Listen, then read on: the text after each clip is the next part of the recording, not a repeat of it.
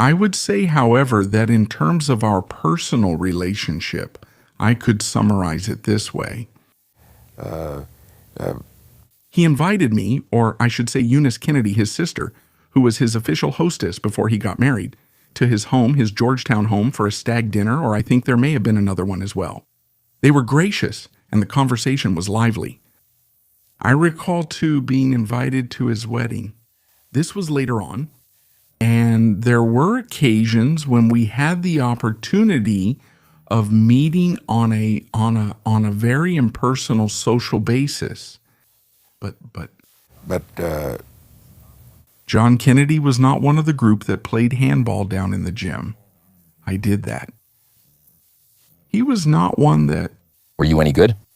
I was fair, but not as good as somebody good and play enough. So in any event, we had a good personal relationship in that respect. I remember, incidentally, to show you how things can change in terms of political affiliation and the rest, the first time that I met his father, Joe Kennedy, the legendary Joe Kennedy. It was in 1960. This was before the nomination, and Joe Kennedy and Teddy Kennedy were standing outside the Colony restaurant in New York City. And I shook hands with him, and this was the first time I had met Joe Kennedy. And he said, I just want you to know how much I admire you for what you've done in the Hiss case and in this anti-communist activity of yours. He said, if Jack doesn't get it, I'll be for you. Teddy didn't say anything, but I hope that he felt the same way. I saw Joe Kennedy later, incidentally, that same year. I was on my way to California by plane, and he was on the same plane with a beautiful girl. She was a raving beauty. And so I saw him and I shook hands, and he introduced her to me as his niece. I'm not sure if he had a niece there, but she was beautiful. But as far as for Kennedy himself, for example, he'd bring me a book on occasion. I remember particularly, and I still have it in my library, he brought me the book To Light a Candle by Father Keller about the Christophers. It was inscribed by Father Keller. This shows the nature of their relationship. Did you consider that you were friends? Yes, we were friends. Not close friends, but we were not enemies by any stretch of the imagination. We never had a harsh word between ourselves, never. You'd started to tell about the 1950 campaign.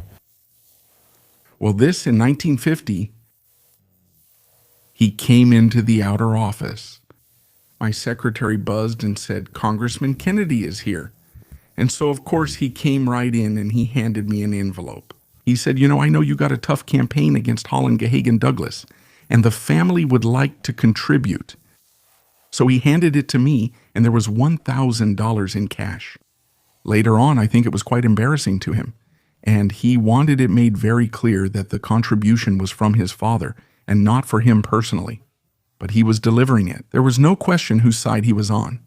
And later on, after the election, when he was speaking at Harvard, he said that he was not unhappy about my defeating Helen Gahagan Douglas because he had not found her to be someone he'd like to work with in the Congress of the United States. Do you think that the money was, in fact, from him, or was it from his father? It doesn't make any difference. The Kennedy money is all in one pot. And he had a chance to get it. I think, let me put it this way.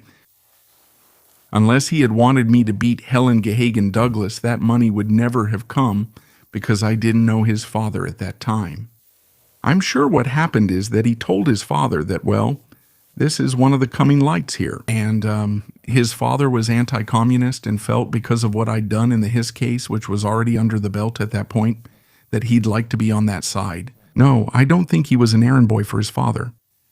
The money may have come from his father, but he wanted it too. There was no doubt about that. He was on my side in that campaign.